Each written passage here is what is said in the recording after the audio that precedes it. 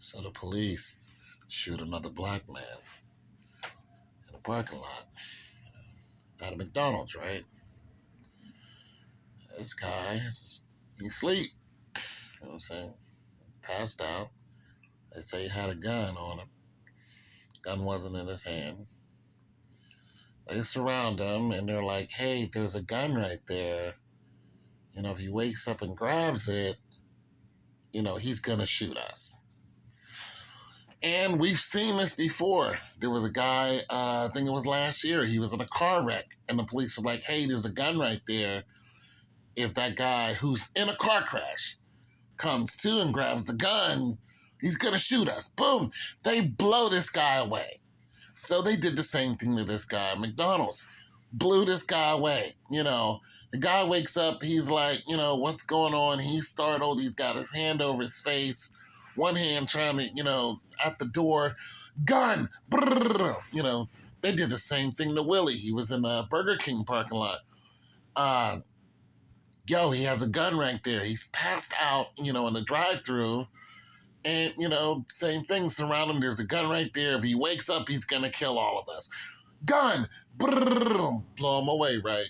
Well, I want you guys to know that police are trained for worst case scenarios. This is what's in their head all the time. Worst case scenario. This is going to happen to us.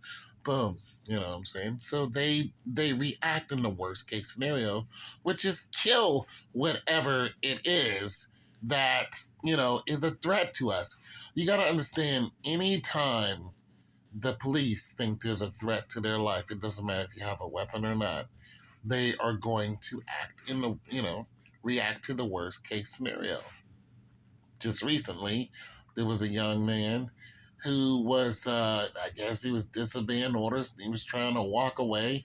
Another cop shows up and he doesn't want to listen to the cop. He starts to fight back. The cop is, oh my God, whatever. Shoot him. Boom, just shoot him. These two cops could not handle this one man. Shoot him. Boom, kill him. It's like what? The one guy who was in the hotel, the cops actually turned off their cameras, shot him. He bit my finger, kill him. Boom, killed that man. Just killed him. Like, hey, he bit his finger, kill him. I mean, we've seen this over and over and over again. How about the woman where the cop went and stood in front of that woman's car? And she was like, get off from in front of my car. Boom, shot her dead. He stood in front of her car, shot her dead. Sonia Massey, water. In no scenario have we ever seen, in no scenario. Matter of fact, it wasn't even hot water because she dumped the hot water out. And then she was filling a pot with, just regular water. Water, 15, 20 feet away.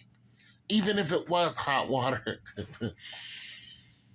How in the world was hot water a threat to your life? You had to use extreme, like I said, worst case scenario.